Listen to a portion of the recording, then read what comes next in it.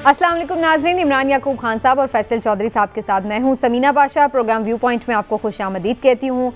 अदालती महाज पर काफ़ी अहम खबरें हैं, बहुत से अहम मामलात हैं जो कि इस वक्त सुप्रीम कोर्ट और इस्लामाबाद हाई कोर्ट में ज़ेर समाअत हैं, जिनके बारे में हर रोज़ की बुनियाद पर तकरीबन पेशरफ्त भी हो रही है। तोशाखाना केस को जो कलअदम करार देने या सज़ा मुअत्तली का जो मामला था, अपील थी इस्लामाबाद हाई कोर्ट में, फिल वक्त उसका फ़ैसला नहीं हो सका और पीर तक अब समाअत मुलतवी हो चुकी है। इसके साथ साथ ये भी अब अहम खबर एक आई है कि जिन जज साहब ने, हुमायूं दिलावर साहब ने चेयरमैन PTI को सज़ा सुनाई थी, उनका फ़ैसला किया था तोशाखाना केस में, उनको OSD बना दिया गया है और उसकी वजह ये बताई जा रही है कि उन्हें सिक्योरिटी खदशात की बिना पर इस्लामाबाद हाई कोर्ट में अब तैनात किया जा रहा है। फिर इसके साथ साथ इलेक्शन किस वक्त होंगे, ये भी एक बड़ा सवाल है जो कि इस वक्त मुल्क में ज़ेर बहस है, क्योंकि जो सियासी जमातें हैं पहले ख़ुद ही मरदमशुमारी को नोटिफाई करती हैं और फिर उसके बाद ख़ुद ही आकर अब मुतालबा कर रही हैं कि 90 दिन में इंतखाब भी लाजमी करवाए जाएं, और ये मामला भी बज़ाहिर ऐसा लग रहा है कि सुप्रीम कोर्ट को ही निपटाना पड़ेगा। इसके साथ साथ शहबाज शरीफ साहब भी इस वक्त लंदन में मौजूद हैं और नवाज शरीफ साहब से उनकी मुलाकात भी हुई है। उसके बाद तय ये पाया है कि अब मियां नवाज शरीफ साहब सितंबर में भी नहीं आएंगे, बल्कि उनकी जो वापसी है अब उसके लिए एक नई डेट दे दी गई है और वो है अक्टूबर की। तो क्या अब अक्टूबर में भी वो वापस आ पाएंगे या नहीं, ये भी एक सवाल है जो कि आज के प्रोग्राम में हम डिस्कस करेंगे। आप सबको खुशामदीद कहती हूँ। पहले चलूँगी मैं इमरान साहब की तरफ। ये जो तोशाखाना केस है, इसमें जो चीफ जस्टिस सुप्रीम कोर्ट ने समाअत की और फिर जो chief justice Islamabad high court ने समाअत की, दोनों समाअतों में जो चीफ जस्टिस साहिबान के रिमार्क्स थे उनमें उन्होंने इस बात को तकरीबन एक्नॉलेज किया कि फ़ैसले में गलतियाँ हैं, नकाइस हैं, दुरुस्त होना चाहिए उसको। लेकिन फिल वक्त हमने देखा कि रिलीफ तो फिर भी नहीं मिल सका और मामला पीर तक चला गया। तो इसके ऊपर आपको क्या नज़र आ रहा है कि क्या अगले हफ्ते में इस पर फैसला हो जाएगा कोई? बिस्मिल्लाहिर्रहमानिर्रहीम। बात सीधी सी है कि मुझे तो पाकिस्तानी जो है ना अदालती हिस्ट्री, उसमें शायद ही कोई ऐसा केस नज़र आता हो जिस फैसले में कोई गलतियाँ ना हो, या जो इतना एक्यूरेट हो, इतना एक्यूरेसी से लिखा गया हो कि जिस पे दोनों फ्री किए कि वाह क्या फ़ैसला लिखा है। हमेशा हर फैसले पे यही होता है कि जी इसमें गलतियां हैं, ये चीज़ें हैं, वो चीज़ें हैं, लेकिन बहरहाल प्रिवेल वही करता है जिसके हक़ में वो फैसला आ जाता है। मामला ये है कि चीफ जस्टिस साहिबान जो हैं, इज़्ज़त माब चीफ जस्टिस साहिबान, वो चाहे सुप्रीम कोर्ट के हों, वो चाहे हाई कोर्ट के हों, मामला ये है कि वो ये तो ज़रूर कह रहे हैं, एक्नॉलेज कर रहे हैं कि उनमें गलतियां हैं, लेकिन काश वो ये भी एक्नॉलेज कर दें कि ये गलतियां क्यों हैं। हम आज तक जुडिशली के सिस्टम को, जुडिशल में भर्तियों को, इन चीज़ों को क्यों ठीक नहीं कर सके, क्यों इतने वो, वैसे तो हमारे जज साहबान बहुत काबिल हैं, खुदा ना खास्ता मैं बिल्कुल ये नहीं कहना चाहता कि वो काबिल नहीं हैं या मेरिट पे नहीं लगता, जितने मेरिट पे हमारे जज साहबान की तकर्रियाँ होती हैं शायद पूरी दुनिया में ना होती हों। और मेरा ख्याल है मैं इस मौके के ऊपर ना किसी और से बात शुरू कर ही लेती। लेकिन गुजारिश ये है कि ये जो है ना मामला, इसमें गलतियाँ ज़रूर हुई होंगी, लेकिन गलतियाँ सुधारी क्यों नहीं जा रही? हारून रशीद साहब सीनियर सहाफ़ी, तज्ज़ियाकार, कॉलम निगार हमारे साथ मौजूद हैं, उनसे जानने की कोशिश करते हैं। हारून रशीद साहब बहुत शुक्रिया सर। अस्सलाम वालेकुम। वालेकुम अस्सलाम। हारून रशीद साहब, चीफ जस्टिस सुप्रीम कोर्ट भी ये कह रहे हैं कि बादियुन नज़र में गलत फैसला है। इस्लामाबाद के जो चीफ जस्टिस हैं उनकी तरफ से भी इसी किस्म के रिमार्क्स कमोबेश आए हैं, लेकिन सुधारा नहीं, उन्होंने मामले को अगले हफ्ते तक डाल दिया है। तो अगले हफ्ते आपको लगता है कि रिहाई मुमकिन हो सकती है? मुश्किल है, मेरा ख्याल है। देखो एक पैटर्न होता है ना, एक चीजें एक खास रुख पे हालात बह रहे होते हैं, तो वैसे तो देखे अंदाजे होते हैं, गलत भी हो जाते हैं। यानी अव्वल तो मेरा तो ये ख्याल था कि गिरफ्तारी नहीं होगी, इसलिए कि रिपरकशंस बहुत ज्यादा हैं, वो शुरू हो भी गए। यानी एक तरफ महंगाई हो रही है, एक तरफ मोस्ट पॉपुलर लीडर को आपने पकड़ा हुआ है। अब कायदे-आज़म से किसी की मुनासिबत तो नहीं है, लेकिन वोट तो तकरीबन उनके बराबर ही पहुंच गए, हालांकि वो तो इतना बड़ा तारीख साज वाक़या हो रहा था और इतनी बेदाग शख्सियत थी कि किसी से मुआवजा उनका हो ही नहीं सकता। तो एक तरफ तो वो लीडर है और उस पार्टी को आप दबाने की कोशिश कर रहे हैं, दूसरी तरफ इतनी महंगाई हो रही है, इतनी बेयकीनी है, इतनी बदअमनी है, तो वो तो बिजली पे एहतजाज शुरू हो गया। तो हमारा अंदाजा था कि कुछ ना कुछ तो होशमंदी से काम लेंगे, मगर नहीं लिया गया। और मेरा ख्याल है कि वो आखिरी वक्त तक कोशिश करेंगे, लेकिन दूसरी तरफ जब एक और पहलू से देखते हैं, कोशिश करेंगे उन्हें गिरफ्तार रखा जाए और दबाया जाए, क्योंकि बुनियादी तजिया ही उनका गलत था कि भाई पार्टी टूट जाएगी, खत्म हो जाएगी। वह लीडर चले भी जाए, वोटर तो वहीं रहते हैं, वोटर तो मुलाजिम तो नहीं होते, वो फ्लोर क्रॉस तो नहीं करते। ज्यादा से ज्यादा ये होता है बदतरीन हालात में वो घरों में बैठ जाते हैं। अच्छा, ये बिल्कुल ही सारे अंदाजे गलत साबित हो गए। लेकिन दूसरे पहलू से अब देखें कि हर चीज की एक मंतकी बुनियाद होती है। अगर वो न हो तो जैसे इमारत की बुनियाद कमजोर हो तो गिर पड़ती है तूफान में, तो बुनियाद तो इसकी कोई नहीं है ना। यानी मुकदमे जो सब लोग जानते हैं किस तरह बनाए गए, कैसे बनाए गए, मकसद क्या था, सारी फोर्सेस इकट्ठी हो गई हैं। इसके बावजूद उनकी हमायत नहीं बढ़ रही, 15-20%, 25%, 30%, और वो उसकी अकेले की हमायत ज्यादा है, इसलिए कि सिस्टम से लोग बहुत उकता चुके हैं।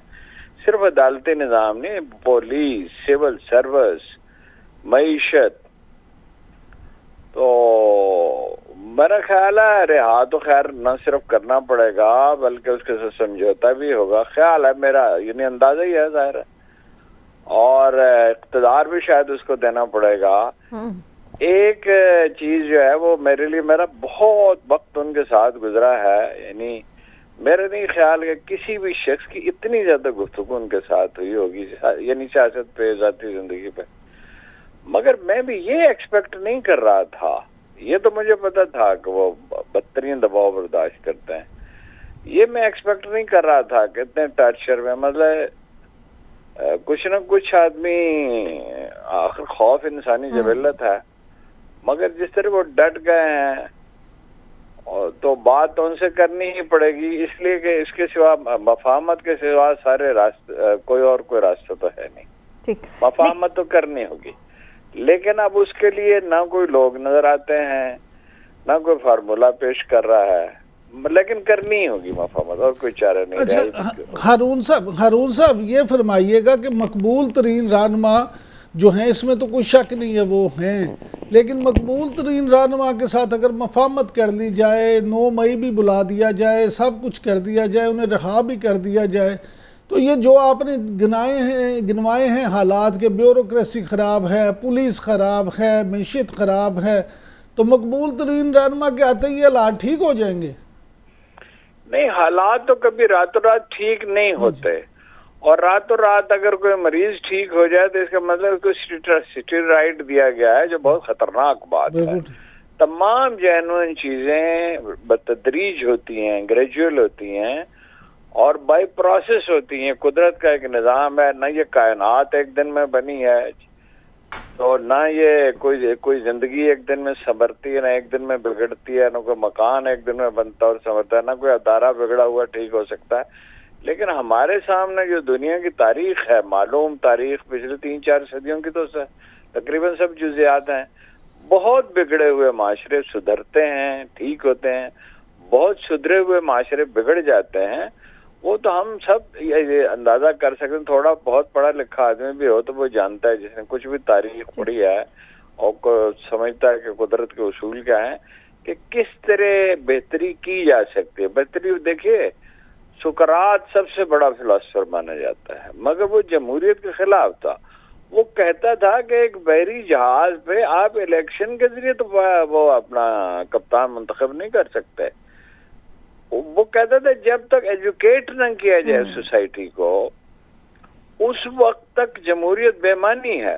हमारे यहाँ तो देखिए ना, अभी इस पे बहस ही नहीं शुरू हुई कि माशरे को तालीम दिए बगैर, हमेशा मैं अर्ज करता हूँ आपसे कि रसूलुल्लाह सल्लल्लाहु अलैहि वसल्लम ने लोगों को तालीम दी, अखलाक की तरबियत की, पूरी तालीम दी, मुकम्मल तरीन तालीम जो इंसान को दरकार हो सकती है, और पूरी अखलाक की तरबियत की और अपनी मिसाल से की, सबसे ज्यादा सेक्रीफाइस खुद किया, सबसे ज्यादा तकलीफ खुद से ही। तो ठीक हो नहीं जाएंगी चीजें, लेकिन ठीक होना शुरू तो हो सकती हैं, और एक हद तक ही हो सकती है। वो कैपेसिटी इतनी ज्यादा नहीं है उनके, वो कायद-ए-आज़म थोड़े ही है, कोई इब्राहिम लिंकन तो नहीं है। लेकिन अब हारून रशीद साहब, आगे बढ़ने का रास्ता आपको क्या नजर आ रहा है? इलेक्शंस तो ये करवा नहीं, डिले लग रहे हैं अभी इलेक्शंस तो। नहीं, इलेक्शन तो हो सकता, मैं फिर कहता हूँ कि अंदाजे हैं ना, हम अंदाजे लगा सकते हैं ना। इलेक्शन तो हालात में हो सकते ही नहीं है, इसका ख्वाब ही नहीं देखना चाहिए। कशीदगी खत्म किए बगैर अगर इलेक्शन होते हैं और यही अफरा तफरी और बेयकीनी रहती है तो उससे हासिल क्या होगा? मैंने तो उनसे आखिरी जो मुलाकात है उसमें अर्ज किया कि आप इस पे गौर करें कि सब्र भी एक चीज है। कभी कभी सबसे अच्छी स्ट्रेटेजी ये होती है कि इंतजार किया जाए। आपको जरूरत नहीं है एजिटेशन की, लोगों को बारने की। आपको मुल्क को इलेक्शन की तरफ लेके जाना चाहिए, पेशेंस का मुजाहरा करना चाहिए। जो ताकतवर होता है वही रायत देता है।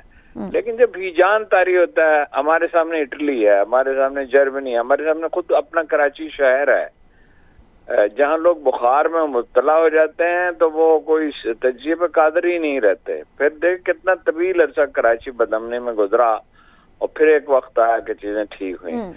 तो चीजें ठीक तो हो सकती हैं, लेकिन ये है कि वो कब होगी, कैसे होंगी, तो अल्लाह ताला बेहतर जानता है।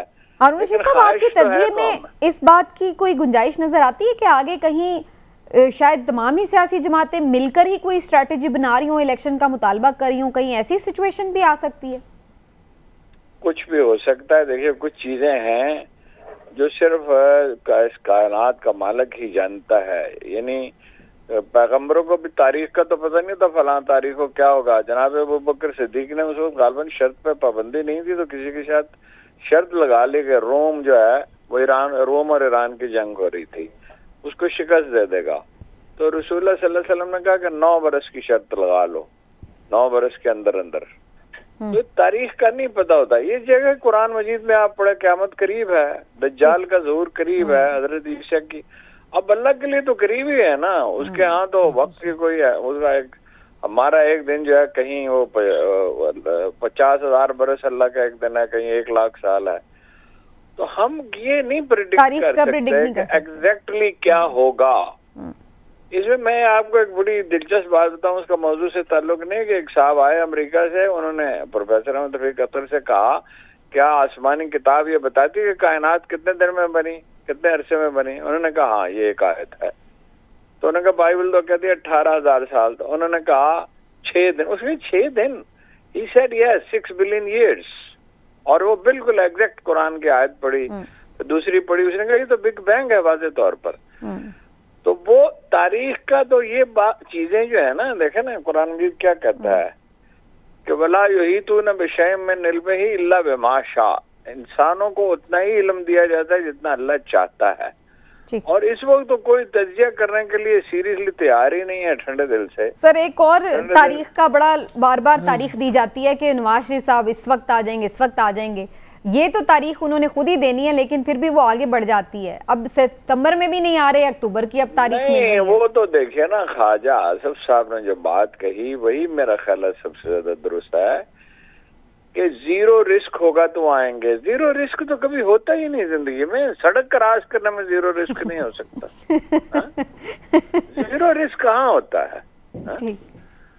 तो इसका मतलब नहीं आएंगे। नहीं, लेकिन नहीं, इसका भी इम्कान है कि ना है, लेकिन ये कि वो सारा बंदोबस्त हो जाएगा, सौदा हो जाएगा।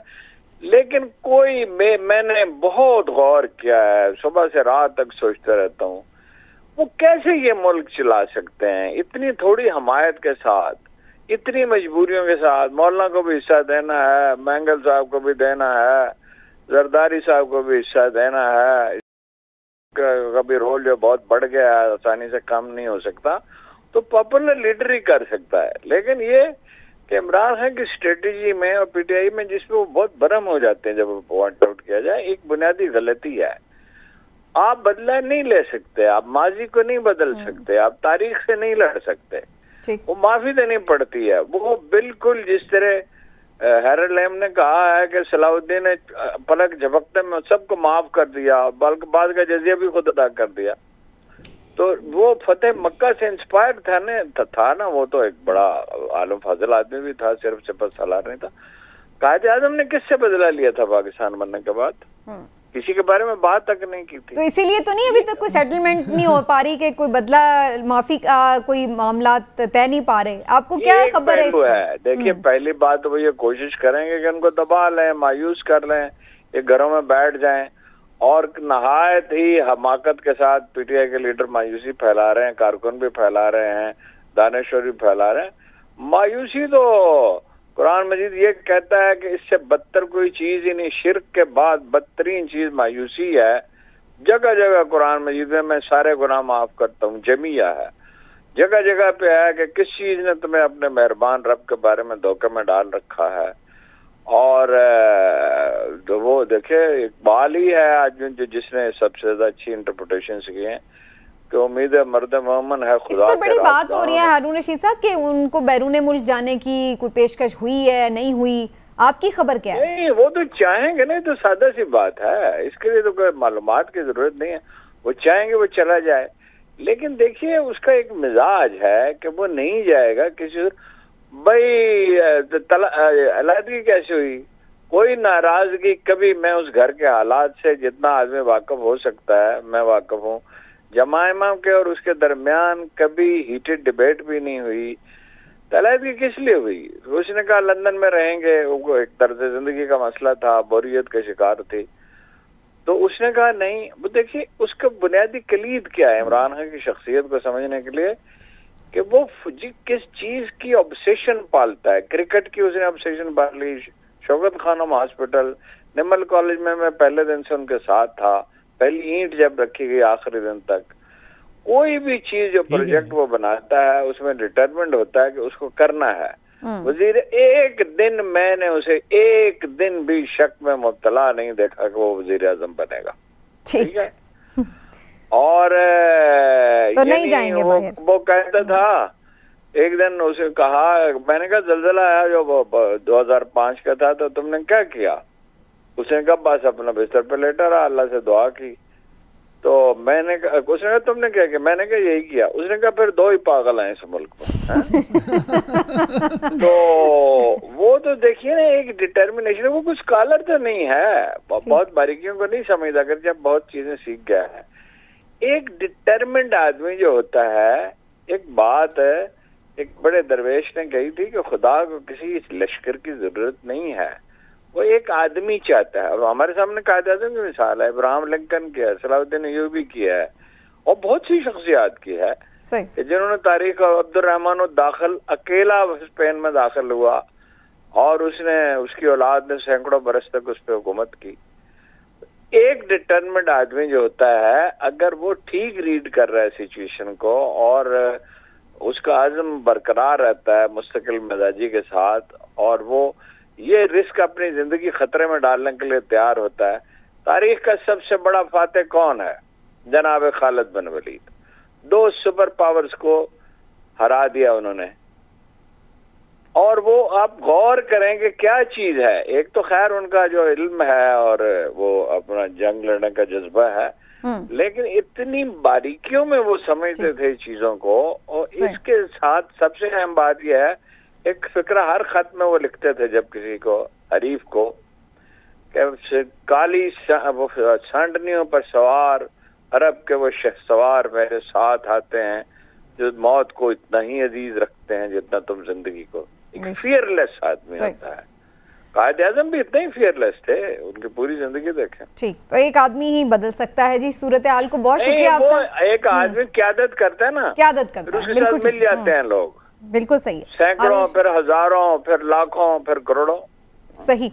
हारून रशीद साहब बहुत बहुत शुक्रिया सर आपका, थैंक यू सो मच। आपने वक्त दिया और अपना तज्जिया भी और अपना एक इल्म भी शेयर किया हमारे साथ। अब ज़रा दोबारा कोर्ट्स के मामलात की तरफ जाते हैं, चौधरी साहब को भी यहाँ पे शामिल करूँ। चौधरी साहब, अब ज़रा हम थोड़ा इसका कानूनी पहलू ज़रा देख लें। ये जो अब आपको केस है तोशाखाना ट्रायल का, इसका अगले हफ्ते में कुछ होता नज़र आ रहा है? और क्या आपको नज़र आ रहा है कि सज़ा मुअत्तल होगी तो रिहाई भी हो सकती है या किसी और मुकदमे में गिरफ्तारी? मैटर सब जुडिस है, इस पर ज़्यादा कमेंट नहीं किया जा सकते, लेकिन फिर भी कुछ तो आपका अंदाज़ा तो हो सकता है ना चौधरी साहब? नहीं, चले काफ़ी सेगमेंट अगला स्टार्ट कर ले, काफ़ी टाइम ज़ाया हो गया, वो कर लें। लेकिन जो साहब कुछ तो बोले ना, अब ये तो नहीं गेस्ट आता है कोई हमारे, वो अपनी अपनी जो उनकी फसाहत है, बलागत है, उससे वो शेयर करते हैं, तो वो फसाहत बलागत पे रहते हैं ना जी। अगला कोई सवाल कर ले। अच्छा चलें, आप ये बता दें फिर कि अब आपको नज़र क्या आ रहा है, जो ये इलेक्शन की तारीख का मामला है, इसके ऊपर भी बड़ी एक डिबेट चल रही है कि इलेक्शन कमीशन देगा या सदर देगा। आइन कहता है सदर दे, इलेक्शन एक्ट कहता है कि इलेक्शन कमीशन दे, तो किसकी बात मानी जाए? नहीं, देखिए, आइन और कानून तो इस मुल्क में नहीं रह गया है और ना ही कोई उसको मानता है। इलेक्शन कमीशन सदर पाकिस्तान की जो ऑफिस है उसकी ह्यूमिलेशन में बहुत ज़्यादा आगे चला गया है और उन्होंने ये तक दोबारा नहीं किया है कि जो हेड ऑफ़ द स्टेट हैं, अगर वो आपको बुला रहे हैं तो आप उनके साथ मुलाकात करें। और ये एक ना तो सुप्रीम कोर्ट की बात कोई मानता है, हाई कोर्ट मानता है, हाई कोर्ट की बात सेशन जज नहीं मानता है और सदर पाकिस्तान की बात कोई और नहीं मानता। तो इस तरह से मुल्क जिस तरह से चलाया जा रहा है, इस तरह से कैसे चलेगा? आर्टिकल 45 जो है, 48 सब क्लॉज 5 जो है क्रिस्टल क्लियर है। अक्रॉस द बोर्ड पाकिस्तान की तमाम लीगल फ्रेटर्निटी जो है, इसके ऊपर वो बिल्कुल कोई दूसरी राय रखती नहीं है कि जो तारीख देनी है वो सदर पाकिस्तान ने देनी है। लेकिन इलेक्शन कमीशन मसर है कि नहीं, वो उनकी जो है वो मामलात जो हैं वो अपने तरीके से करेंगे। तो इस सारे मामले के ऊपर आप देखिए, जब एक निज़ाम मुमलिकत जो है वही जो है वो इस तरह से चलाया जा रहा है कि कोई जो है किसी की बात मानने को या किसी की इज़्ज़त करने को तैयार ही नहीं है, तो फिर ये मामला अल्टीमेटली शायद सुप्रीम कोर्ट में जाएगा और फिर सुप्रीम कोर्ट जो डिसाइड करेगी उसके बाद देख लेंगे कि क्या है क्या नहीं है। लेकिन अब प्रॉब्लम तो ये है ना इमरान साहब, आगे तो किसी ने नहीं मानी। हाँ एग्जैक्टली, मैं यही कहने लगी थी। प्रॉब्लम तो ये कि सुप्रीम कोर्ट में भी जो फैसला आता है वो भी या तो कंट्रोवर्शियल होता है या बना दिया जाता है, और फिर उसके बाद भी उस पर भी हमें कोई हल तो नज़र नहीं आता कि चलो जी एक फाइनल फैसला आ जाएगा, उसके बाद सब उसको तस्लीम कर लेंगे। तो अब ये डेट आएगी कहाँ से? समीना देखिए, बात सीधी सी है। सदर मुमलिकत की जहाँ तक बात है, देखिए सदर मुमलिकत जो हैं आइनी लिहाज से सबसे बड़ा अहदा है और इसमें कोई दूसरी राय नहीं है कि अगर इलेक्शन कमीशन ये समझता है कि इलेक्शन एक्ट के तहत अब डेट उन्होंने दे दी है, तो फिर भी उन्हें सदर मुमलिकत के पास जाना चाहिए था। जाके वहाँ उनको बताते कि सर अब ये सूरत हाल है तो इसलिए हम इसको इस तरह से नहीं कर सकते वहाँ, लेकिन जाते। एक ये इसमें मैं भी ज़ाती तौर पे समझता हूँ कि एक बेतुकीरी है कि आप ऐसे ही उनके लेटर के जवाब में ये कह दें जी मैं नहीं आता। ठीक, तो एक तो ये सीधी सी बात है। दूसरी बात ये है कि जब मामला अदालतों में जाएगा तो अनफॉर्चुनेटली हमारा आलमिया ये है कि इस वक्त अदालतों को इतना कंट्रोवर्शियल कर दिया गया है, और ख़ुद ये मैं बड़ी बाज़त के साथ जो सब ख्याल रखना तो इन्हें अदालत ना लग जाए कि हमने नहीं किया, किसी ने नहीं किया, ख़ुद अदालतों ने किया, ख़ुद मोहतरम इज़्ज़त माब जज साहिबान ने किया। ग्रुपिंग मैंने या आपने तो नहीं की, ग्रुपिंग जज साहिबान ने खुद की है। एक दूसरे के ख़िलाफ़ ये खुद खड़े हुए हैं, एक दूसरे से मुहाज़रा खुद की है। तो इतनी वो वाज़े है ग्रुपिंग कि इन्होंने खुद अपनी हर चीज़ को कंट्रोवर्शियल कर दिया है। एक बंदा अगर कोई बात कहता है दूसरा उससे मुख्तलिफ बात करता है और उसमें वो चीज़ें, अब एक आम आदमी एक आम पाकिस्तानी इस बात का फ़ैसला कैसे करे कि जनाब इनमें से कौन ठीक है और कौन गलत है। आइन की जो तशरीह की जाती है, मुझे आप ये बताएं कि हम सदर मुमलिकत की तरफ से आइन की जो तशरीह की जा रही है वो माने, या जो इलेक्शन कमीशन की तरफ से आइन की तशरीह की जा रही है तो वो माने। क्या जरूरत पेश आई थी इलेक्शन एक्ट में ये तरमीम डालने की कि जी इलेक्शन कमीशन दे इसका ये जो डेट अनाउंस करे। अब ये सियासी जमातें खुद आकर मरदमशुमारी नोटिफाई करती हैं, इलेक्शन कमीशन को डेट की इख्तियार खुद देती हैं, और फिर बाद में आके एहतजाज कर रही हैं कि जी 90 दिन में इंतखाब करवाओ, इलेक्शन की डेट दो। देखिए असूलन तो ये इलेक्शन कमीशन का ही इख्तियार होना चाहिए। ये भी एक बड़ी लंबी बहस है कि जब एक इदारा है जिसने इलेक्शन करवाने तो इख्तियार तो उसी का होनी चाहिए। अगर आपने पहले आइन में ऐसी प्रोविजंस रखी हैं कि जी फ़लाँ करेगा फ़लाँ करेगा फ़लाँ करेगा, सुप्रीम कोर्ट जब किसी चीज़ का फ़ैसला करती है तो उसमें सुप्रीम कोर्ट या हाई कोर्ट के पास जो केस जाता है तो वही फ़ैसला करते हैं ना। पैमरा के पास आप जाते हैं जो रेगुलेटर हैं, चलें अदालत नहीं है तो उसने पैमरा नहीं फ़ैसला करना है, तो इलेक्शन कमीशन एक ऐसा इदारा है जिसकी आइनी तौर पे ये ज़िम्मेदारी है कि वो फेयर एंड फ्री इलेक्शन कराए, तो फिर ये सारे फैसले उससे ही करने चाहिए। लेकिन क्या तो फैसला तो पहले भी यही है कि उसने सदर से कंसल्टेशन करनी है और सदर साहब ने फिर ही कोई डेट देनी। ये थोड़ी कि सदर ने अपने घर में बैठ के डेट दे देनी है, इलेक्शन कमीशन से पूछना नहीं है, जो आईन के तहत तो यही है। अब बात ये है कि इन जमातों को इस वक्त क्या जरूरत पेश आई, या तो फिर आप आइन में ही तरमीम कर लेते ना, तब तो आपके पास ना पार्लियामेंट मुकम्मल थी ना 2/3 मेजॉरिटी थी कि आप आइन में तरमीम कर लेते। तो इलेक्शन एक्ट में ये चीज़ डाल के तो खुद इन्होंने नहीं अपने पाँव पे कुल्हाड़ी मारने वाली बात कर ली कि अपने सारे इख्तियार उठा के आपने इलेक्शन कमीशन को दे दिए। देखिए समीना, ये आपकी बात किसी हद तक जायज़ है, लेकिन मुझे आप ये बताएं कि कैसे मुल्क में जहाँ पे सदर मुमलिकत ये फरमाएं कि जनाब मैंने तो अपने स्टाफ से कह दिया था कि वापस भिजवा दें, और उन्होंने मुझे कहा वापस भिजवा दिए, लेकिन वो फाइल वापस ही नहीं गई, मुझे पता ही नहीं। उसमें उस सदर से आप क्या तवक्को रख सकती हैं? नहीं, सदर के ऊपर क्वेश्चन वाली बात है। देखिए दोनों पे है ना। अच्छा, एक आदमी अगर अपने अमले पे कंट्रोल ही नहीं है उसका, तो वो उसका तो बेचारे कह रहे हैं कि ये चेंज कर दो, वो बंदा चेंज नहीं हुआ। मेरा गुजारिश ये देखें, मैं आपकी बात को इंडोर्स भी कर रही हूँ कि उन्होंने उस बंदे के तब्दीली के लिए खत लिखा है, चलिए अब मैं वो भी नहीं हुआ। अब देखें, अगर वो अपने सेक्रेटरी को भी चेंज नहीं करा सकते तो फिर मैं समझता हूँ कि ऐसी सदारत का क्या फ़ायदा है। ये अब ये भी तो देखें। दूसरी बात ये है कि जो मामला है ये कि जी सियासी जमातें, मैंने आपसे पिछले हफ्ते भी अर्ज़ किया था, मैं अब भी आपसे कहता हूँ, हालात जिस तरफ जा रहे हैं, ये सारी सियासी जमातें आपको नज़र आएगा कुछ अरसे बाद ये कहेंगी कि वो इलेक्शन जैसे भी होते, बुरे होते, भले होते, PTI भी उसमें शामिल होगी, सब ये कहते हैं, मुस्लिम लीग नून भी शामिल होगी, लेकिन हो जाते। आज पीपल्स पार्टी ने जो अपनी मीटिंग के बाद शेरी रहमान साहब ने गुफ्तगू की है, तो मुझे आप एक बताएं बात कि एक तरफ मुराद अली शाह साहब सबसे पहले साइन करते हैं और दूसरी तरफ आप आके ये मुतालबा करते हैं। ये बड़ी इंपॉर्टेंट चीज़ है और इसके ऊपर अब एक पिटिशन भी दायर हो चुकी है सुप्रीम कोर्ट में। इसके ऊपर आके मैं बात करती हूँ कि ये वाकई कितना वैलिड आर्ग्यूमेंट है कि जनाब निगरान वज़राए आला जो हैं वो शिरकत के मजाज हैं या नहीं हैं, और फिर उनके दिए हुए फैसले के बाद ही पूरा इलेक्शन प्रोसेस आगे जा रहा है।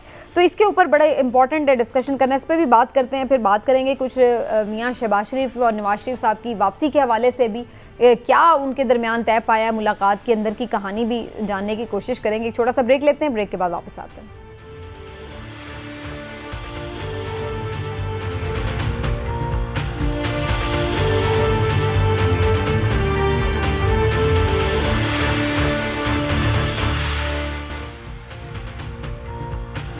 जी वेलकम बैक नाज़रीन। और जैसा कि ब्रेक पर जाने से पहले बात हो रही थी कि सुप्रीम कोर्ट में अहम पिटिशन गई है इंतखाबात के इल्तवा के हवाले से, और उसमें ये भी एक उसमें आर्गूमेंट बनाया गया है कि जी जो मुश्तरका मफादात काउंसिल थी उसमें जो निगरान वज़राए आला है, ना सिर्फ ये कि वो शरीक हुए बल्कि उन्होंने इस बात के हक़ में भी वोट दिया कि मरदमशुमारी को नोटिफाई किया जाए, उसकी मंजूरी दी।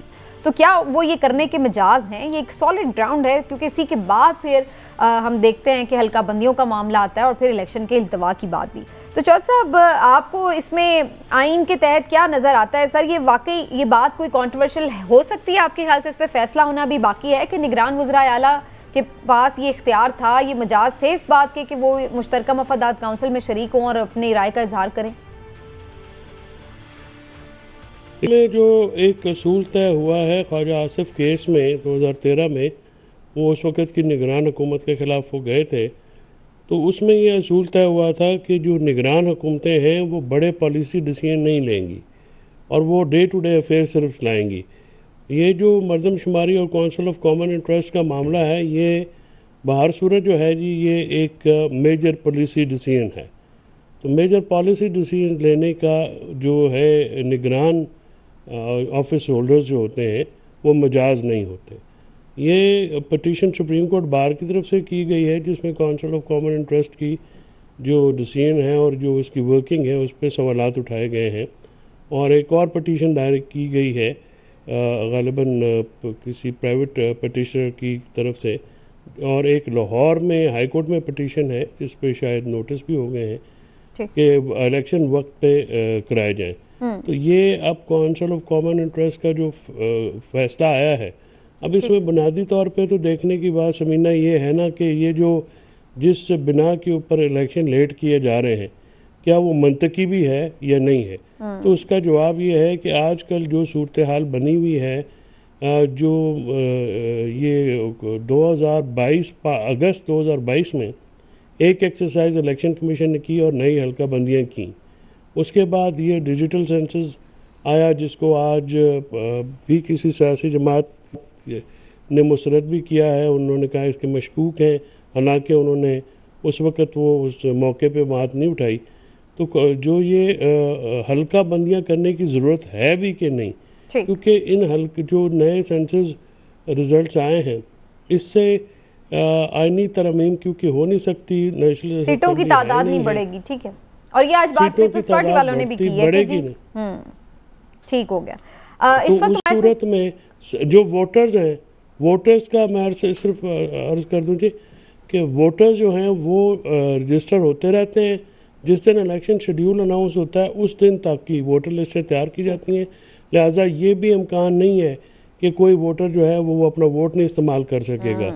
तो ये मामला इस वक्त जो हल्का बंदियों का कराना मेरा ख्याल में ये गैर आइनी भी है, गैर मंतकी भी है, क्योंकि आइन का 90 दिन का इलेक्शन कराना बहुत ज़रूरी है। वो ज़्यादा इम्पोर्टेंट आपके ख्याल से। आगे भी आइन पे अमल ना करके काफ़ी नुकसान हुआ है और आगे सेनेट भी आधी चली। लेकिन अभी ये तो देखते हैं कि अदालत इसके ऊपर क्या लेती है प्ली। लेकिन इमरान साहब, आज एक और वाकया भी पेश आया इस्लामाबाद हाई, उस पर भी बात करना बड़ा ज़रूरी है कि जहाँ पर चेयरमैन पीटीआई के वकला को अदालत से भी लिफ्ट नहीं मिली और जो लिफ्ट मिली वो ख़राब भी हो गई। तो काफ़ी वहाँ पे तशवीशनाक सूरत हाल बनी। इस वक्त चेयरमैन पीटीआई के वकील शुएब शाहीन साहब हमारे साथ ही मौजूद हैं, उनसे बात करते हैं इस वाक़े के हवाले से भी और ओवरऑल जो केसेस की पोजीशन है, स्टेटस है, उसके हवाले से भी क्या उनकी एक्सपेक्टेशन है। शुएब साहब, बहुत शुक्रिया सर आपके वक्त का।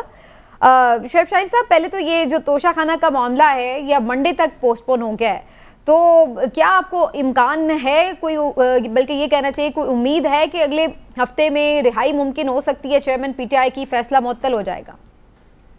देखिए, पहली बात तो ये है कि काबिल अफसोस बात है कि हाई कोर्ट सुप्रीम कोर्ट के फैसलों को नहीं मानती और एडिशनल डिस्ट्रिक्ट एंड सेशन जज जो है वो हाई कोर्ट के फैसलों को नहीं मानता। सुप्रीम कोर्ट में पहली राउंड ऑफ लिटिगेशन में जस्टिस याया अफरीदी साहब की सरबराही में बेंच ने फैसला दिया था कि Islamabad high court jurisdiction, limitation, maintainability और authorise person by the election commission, ये इन सारी चीजों को खुद डिसाइड करेंगे।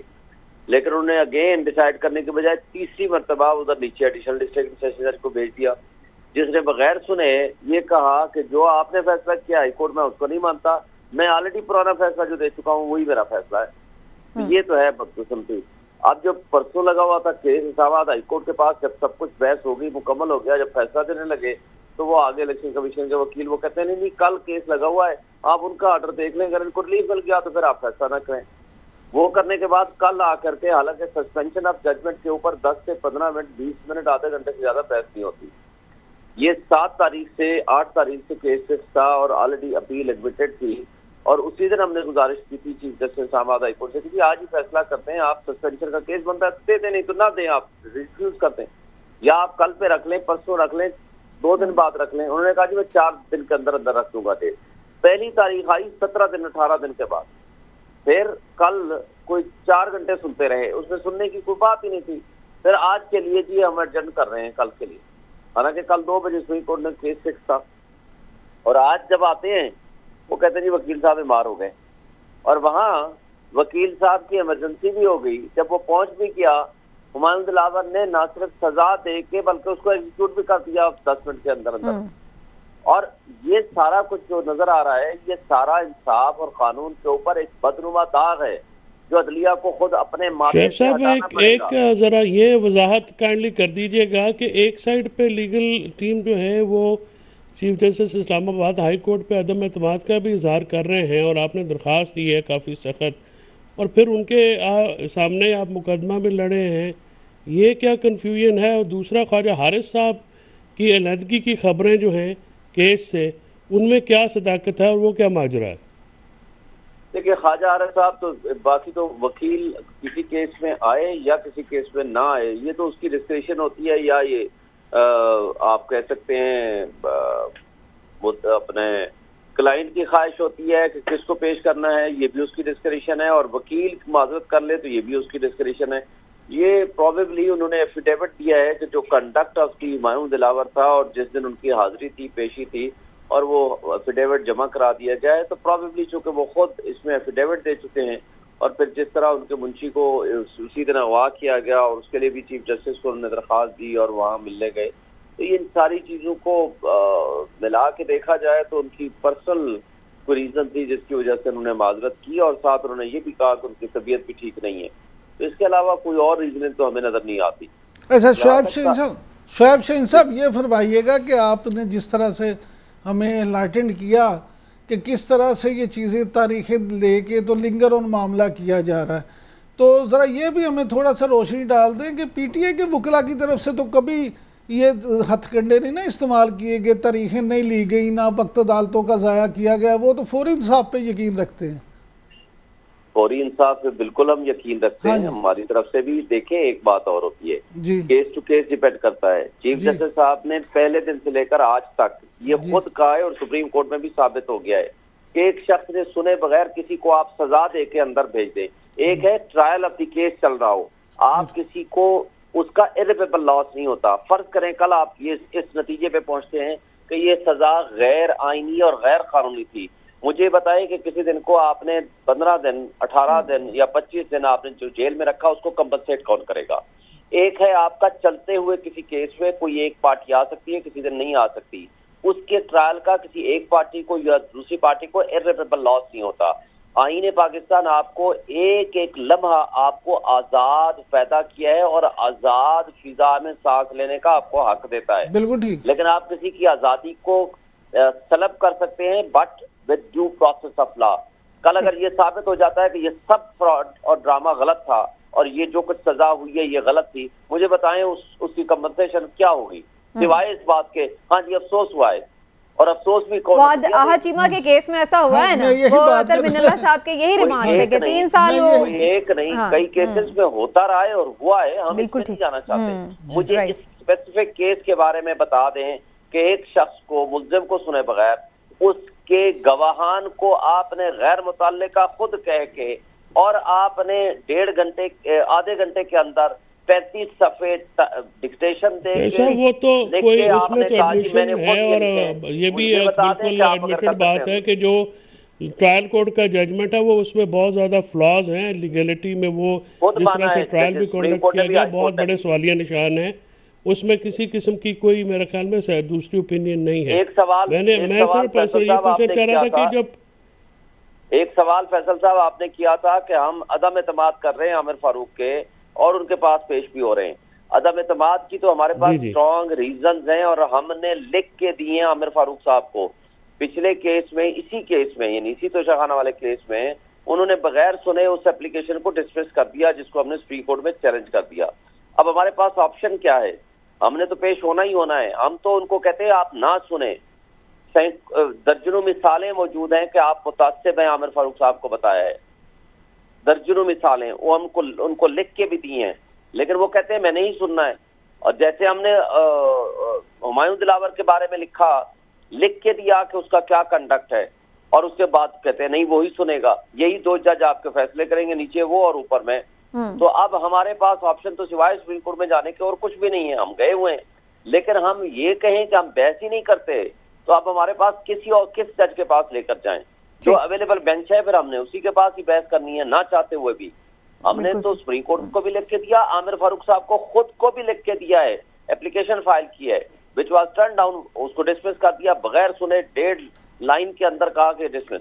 ठीक, लेकिन शुएब शाहीन साहब ये लिफ्ट वाला जो आज मामला पेश आया इसके ऊपर कुछ लोग खदशात का इजहार कर रहे हैं कि ये कोई खुदा न खास्ता साजिश तो नहीं थी, किस तरह से मामला पेश आया है, और कुछ ये भी ख्याल कह रहे हैं कि ये कोई हादसा भी हो सकता है इत्तेफाकी। आपकी क्या राय है इसके ऊपर? सर देखें मैडम, अगर ये इत्तेफाकी हादसा हम प्रिज्यूम कर लेते हैं कि जी इत्तेफाकी हादसा हो गया, लिफ्ट खराब हो गई, लिफ्ट खराब होने के बाद अमले को जितना हमने कोल्ड बिहेवियर देखा, चीफ जस्टिस के पीएस को फोन किया, उसके पास भागे हुए गए, रजिस्ट्रार के पास भागे, ऑपरेटर के पास भागे, 1-2 पूरे हाई कोर्ट में हम सब भाग रहे हैं। 200 वकील हैं आज इसी केस में आए हुए थे, कोई आने को तैयार नहीं है।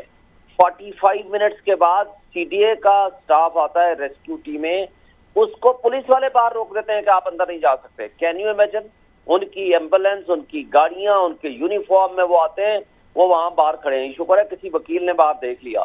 फिर हमारे 30-40 वकील जाते हैं, पुलिस वालों से हाथापाई होती है और जबरदस्ती उनको रेस्क्यू वालों को लेकर आते हैं। और इस दौरान 10 मिनट उन्होंने और गुजार दिए। फिर जा करके उन्होंने अपने वो जो मैकेनिकल तरीके से उन्होंने उसको लिफ्ट खोली। अगर पहले ही खराब करना अगर इत्तेफाकी है तो मुझे बताएं उसका अमला किधर गया? क्या जज फंसे होते तो ये ना आते उसको खोलने के लिए?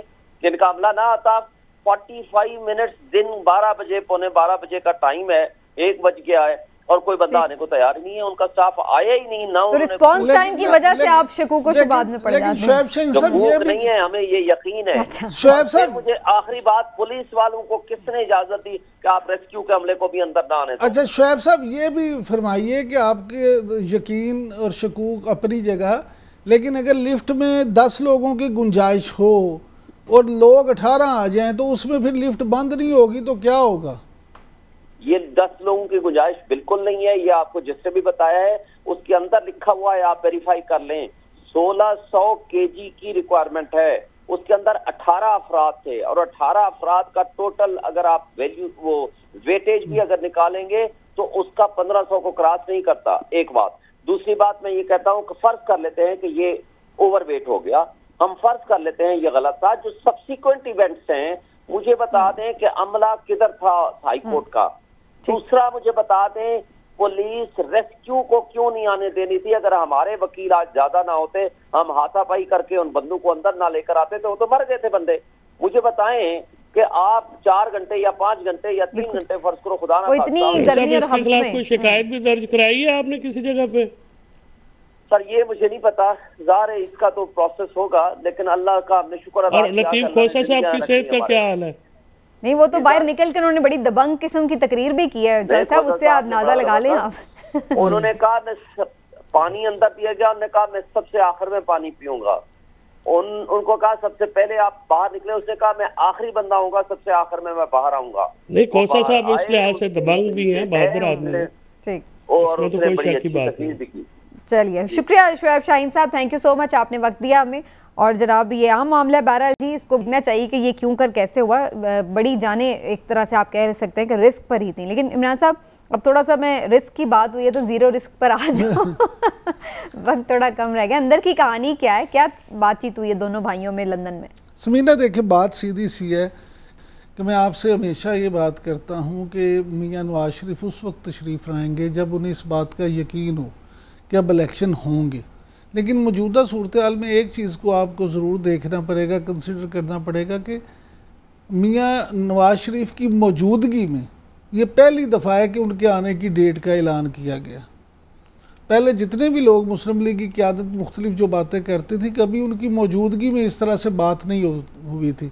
आज मियाँ शहबाज शरीफ साहब ने उनके साथ खड़े होकर ये कहा कि जी 1 अक्टूबर में मियाँ साहब इंशाल्लाह, अगर कल कुल को चेंज भी हो जाए तो कह सकते हैं भी कोई प्रॉब्लम है। बिल्कुल, वो तो कुछ भी हो सकता है, लेकिन मैं आपको बता रहा हूँ उसकी बुनियादी वजह क्या है।